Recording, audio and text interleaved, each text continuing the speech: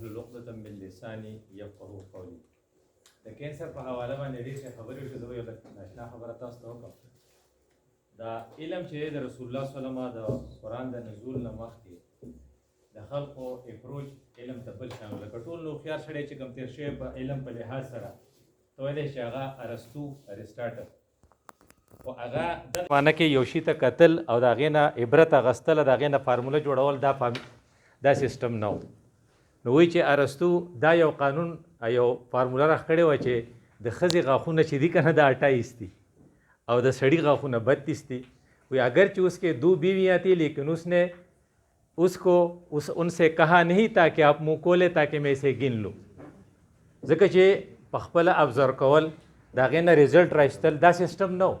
هغه ډیډکټیو میتھډ اف نالج اینډ انډکټیو میتھډ اف نالج. نو د رسول الله صلی الله علیه وسلم باندې چې آیاتونه راغلل تا ته به څو خبره کوي ته به غوږ دی والبصره یو هیو ټو ایگزامن. بیا به هغه شی ګورې خوله به وله کولاوی چې 32 غاښ دي کو 28 دي ځان نه به نه جوړ چې وایي چې د ښځې مخ چې دی کچي د نارینه په مقابله کې نو هغه دا فارموله راښکړې چې دا ټی حالانکې اوس کې 2 بیویاں دي. نو خو یوې ته ووایه که نه چې خوله کولاو که ځکه چې هغه وخت کې دا سیسټم نه و چې ته د بصارت استعمال کې ایگزامینیشن او بیا والفؤاد کوریلیټ دی کې هغه ټیسټ دی وکړي او هغه خپل تا فایندنګز چې دي او څه چې هسټري دی اورېدلې د دواړه کوریلیټ کړي د هغې نه ډایګنوسز راوباسې. نو قرآن چې کله دا سیسټم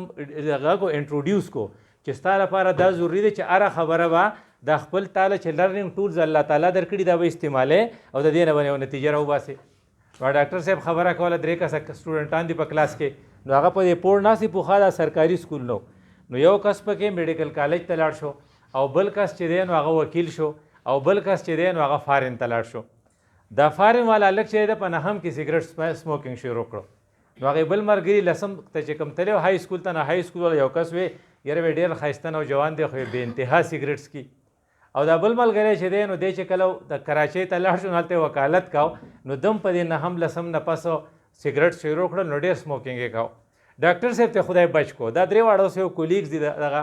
نو ان السمع والبصر تا ته هسټري معلومه شوه والبصر اوس ته ګورې. نو ډاکټر صاحب خدای پاک ډاکټر کو نو چې هغه په کلینیک کې ناست دی نو وکیل صاحب یې وله راوړ. نو ډاکټر صاحب خبره کوي دومره بلیډینګ ته شوی چې ما ویږي نه ډیلیوري شوې ده. نو هغه د یوریترا نه بلیډینګ کېده دغه نه د وړو بول د ځای نه. نو ډاکټر صاحب وتاریان شو خو د هغه کلاس پیلو پې ډېر خفه شو او هغه سرجن وغیره ولیکن چې پېښور ته لاړ مخې نعیم الحق ته کسره یورالوجست. نو هغه خبره کوله یاره ستاسو هغه ملګري چې دي وی سړي له په جیب لاس وخي. وکیل صاحب خبره کوله مې ولې وی چې یاره هغه زه پروت وم ته زما نه وینه بهیږي او زما په جیب لاس وخي چې ګوړلي پې ترې راویسته وي چې دا مې پکې کتل. وی چې دا بلیډر ټیومر چې دی که نه دا د سموکینګ نه کېږي. او هغه بل چې دی هغه د دوبۍ نه واپس شو او هغې کې یې لیکلي وو په هغې کې ورته لیکلي وو چې لنګ کینسر بیکاز اف هیوي سموکینګ. نو دغه ډاکټر صاحب علاج کوي څوک چې سموکینګ نه کوي هغه له خدای پاک بچ کو. اوس د دې نه به ته دا ریزلټ راوباسې چې سموکینګ از د ریزن. نو کله چې ته سموکینګ د دې ریزن شو نو بیا ته چې کله سموکینګ کې نو بیا راشه قرآن له ولا تلقوا بایدیکم الی التهلکه ځان د خپل لاسه په خپله هلاکت ته مه غورځوئ. نو دا سموکینګ خو به تا باندې خدای نه فرض کړی که خدای پاک ویلی چې روزانه به 2 سګرټ څکې اکه دې ونه څکل نو دوزخ ته به ټولو خلکو باندې چې ګران کار دی. نو بیا دا چې ته دغه کې نسوار اخلي نو هغه نسوار چې ته اخلي هغه هم ټوبیکو دی. نو بیا وی ته چې کوم څیزونه کوې که نه دا ګوټکه شوه یا دا پان شو نو د هغه پنجاب والا پان نه هغه بل چیلم نو بل دغه نسوار نو پښتونه پنجابی او سندې ماجر پکې ټول شامل شو. د دې وجې نه چې دا حدیث و نو هغه یو ډاکټرانو یو مجلس دی ډاکټر برني پکې ناست دی نو ډاکټر صاحب د یو حدیث ایکسپلینیشن کوي. نو هغه ورته وایي چې ان الحلال بین و ان الحرام بین. حلال واضح دی حرام واضح دی و بینهما مشتبهات. په دې کې څه کنفیوز څیزونه دي چې مشتبهات دي نو ته ځان د مشتبهاتو نه وساته. ومن وقع فی الشبهات فقد وقع فی الحرام. څوک چې په دې مشتبهاتو کې ورتاو شو نو هغه په حرامو کې ورتاو شو. نو دا څوک چې درس کوي د حدیث نو هغه دا ایکسپلینیشن کوي. وی فرض که تاسو دغه دی دا ما افطار پارټي ده نو په دې کې حلال بین شربت او په دې کې اوبو او په دې کې پی او په دې کې شملې که دا ته کېږي نو ان الحلال بین والحرام بین. شراب یا د شراب مختلف قسمونه دا حرام دي دا به ته په دې دغه کې نږدې. خو بینهما مشتبهات بسئ نو هغه خپل دی کې ایکسپلین کوي چې مثلا کوک پیپسي دا چې دي نو دا مشتبهات دي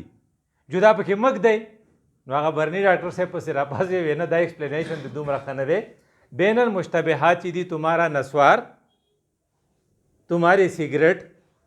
تمہارے پان دا چې دي دا تاله کینسر کوي چې کله دا کینسر کوي نو ولا تلقوا بأیدیکم الی التحلقه نو بیا علماء ویلي دي چې لکه دا حرام نه دي مکروه دي وی دا ځکه ویلي چې اکثر علما چې دي هغه د هغې انډیا ټایپ علما چې هغوی به پان خوړل او پاکستانی علما چې دي نسوار به اکثر علما خو چې چېرته چا سره ناست وم هغوی به بخاري پړاوله نو شروب به یې کړو ځکه چې هغه نسوار به یې تو کړل پخوا و دا یو سیسټم نو چې مولوي صاحب په خپله باندې نسوار کوي نه به څه وایي چې دا حرام دي نو به ایکچولی دا حرام دي خو ځکه مشتبهات خود نه حرام نه دي مشتبهات خودي که نه نو چې کله فرض که تا ته دا شی میلاو شي او تا ته دا پته ولګه پریونټیبل تا ته ووې نو ټول زور د دې نه غیر چا بیره ګرځي چې بیکاز آف سموکینګ بیکاز آف ټوبیکو او ټوبیکو کې زیات تر ته چې کوم استعمالي هغه نسوار دي نو تا ته څوک وایي هلکه نسوار ښه شی نه دی مه یې کوه نو ته وایې دا نشه نه ده او نشه حرامه ده نو چې نشه نه ده نو بیا خو پرېښودل ډېر اسان دي نو بیا په هغې کې ګیر شوی چې نه زه خو یې نشم پرېښودی به ما باندې بیا سر ګرځي نو چې کوم شی تا ته ستا دپاره نقصاني دی او تا ته قرآن ویلی دی چې ولا تلقوا بأیدیکم الی التحلقه نو ته په ځان په خپله هلاکت ته غورځې نو په خپله هلاکت ته څه خودکشي نه ده نو وی چې خودکشي حرام ده نو بیا یو حدیث ته زه وایم چې لکه رسول الله صلی الله علیه وسلم چې کوم الفاظ ویلي کو فرض که دا الفاظ ته والې ادا ته په دې کې ته دا هغه څیزونه چې هغه تا هلاکوي لکه وایي چې 90% cases of cancer can be prevented because of stopping smoking چې ته کله ټوبیکو نه استعمالې نو 90% به ختم شي وی ستا د برې نه رواله ستا ته ماوت کینسر دی سکین ته لرې که دلته اسټرالیا نه دی نو سکین ته لرې که نو ماوت کینسر دی نو بیا تا ته څه شی دی بیا تا ته که سټامیک دی نو لنګ کینسر دی نو بیا ښکته چې ریکټم کینسر دی نو بیا ورپسې بلیډر کینسر دی نو دا ټول څیزونو کې څه نه څه لیول ما چې وي چې لکه بلیډر ټیومر یو ته شی و دیټ واز بیکاز آف سموکینګ او بل ته شی و د لنګ کینسر دیټ واز بیکاز آف هیوي سموکینګ او چې چاته د خولې کینسر شوی دی نو دیس از بیکاز آف نسوار نو دا څیزونه تا ته خو ثابت شو ځکه د علم په بنیاد ثابت شو علم چې دی د خدای یو امانت دی ستا درې فرایض دي علم کو محفوظ کرنا اس کو ترقی دینا اور اس کو پھیلانا دا تاسو آگہی کانفرنس کوئ که نه دا تاسو خپل یو فرض پوره کوئ ځکه لتبیننه للناس تم لوگوں کو اسے ایکسپلین کر کے بتا دو دا فکرز میگر چې ته ښیې که نه چې دا کسان دا ته ایکسپلین کې دی خلقو ته ورپسې سوی ولا تکتمونه اور اسے چھپاؤ نہیں پٹے بنا علم کہ علم فرض کتا پټ کو نو کتمان علم یو ډیر زبردست ګناه دی دا بیا ته د هغې دغه ته تیار شه نتایجو ته ځکه کتمان علم دومره خطرناک ګناه دی چې هغه رسول الله صلی الله علیه وسلم وایي چې جبریل ته الله وی اوحى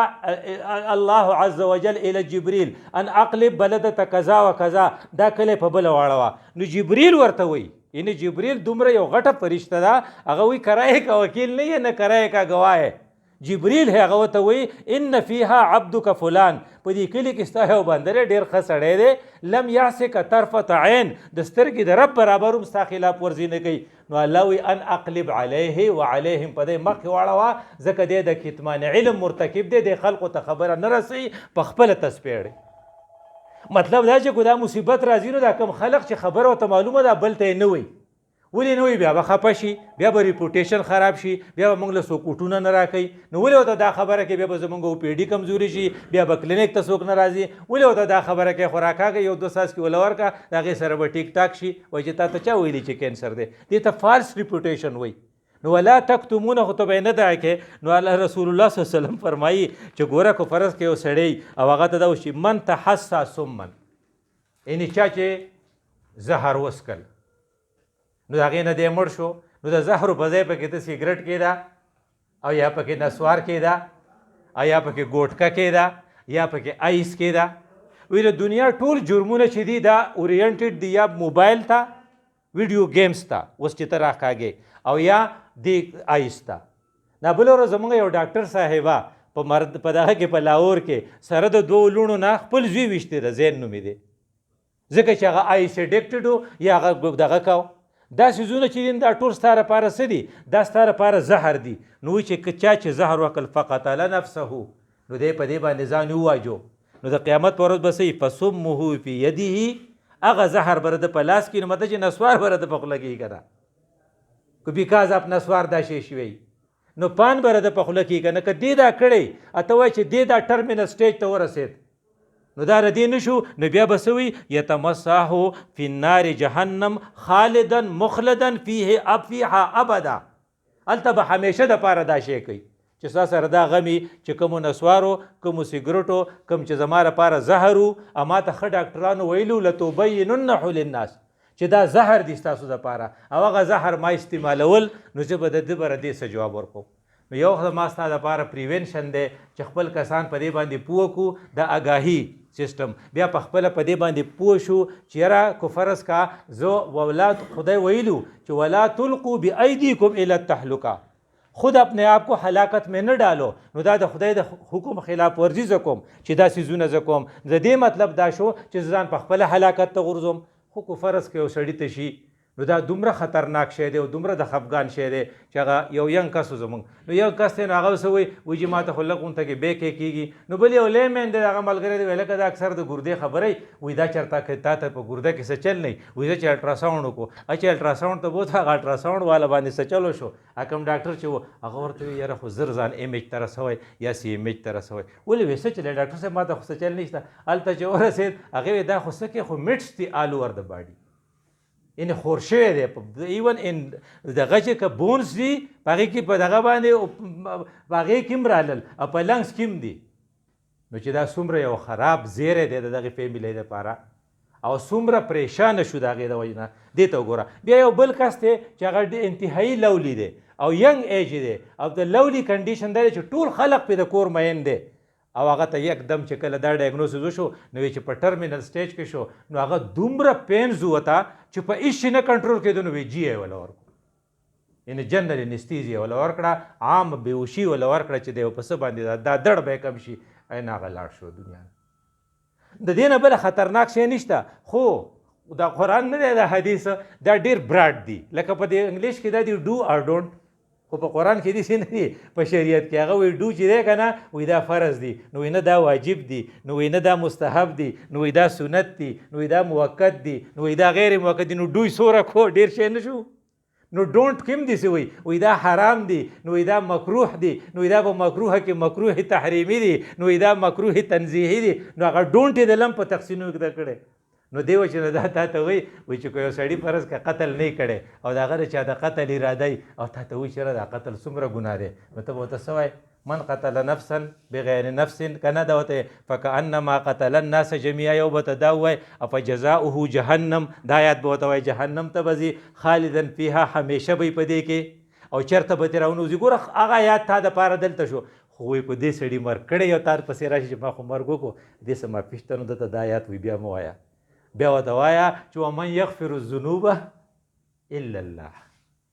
ولې هغه ننان مې مرګونه هغه کړي، هغې سو حالته یې وي ننان مې کړي، هغه ته نه شي معاف کېدی، نو وایي زه یې سو کوم ول، نه جو هغه یې مې ویشته جو تا ولي. نو که ته ورته ووایې چې لکه د معافۍ دروازې بندې نه دي، نو که فرض که یو سړي ته دا وشي او هغه په پین پول کې کنډیشن کې، نو هغه ته تسلي ورکړه چې ستا د دې پین سره، ستا د دې کرای سره ستا ګناهونه معاف کېږي، ستا دپاره آخرت را روان دی، او کیدای شي چې ته الله ته ځې او ته ټولو ګناهونه تا ته معاف شوي. دې وجې نه یو حدیث دی، من اراد الله به خیرا، ستا سره چې الله د خیر اراده وکړي، یصبحو په هغه مصیبت راولي، او جن کے رتبے ہے سیوا ان کے سیوا مشکل ہے. نو که فرض که یو مریض خدای دې په هېڅ چا رانولي، وایي د رجب میاشته په دې کې دعاګانې قبلېږي، او موږ د خپل رب نه دا دعا غواړو چې خدای پاک د دې مرض نه ټولو ساتي.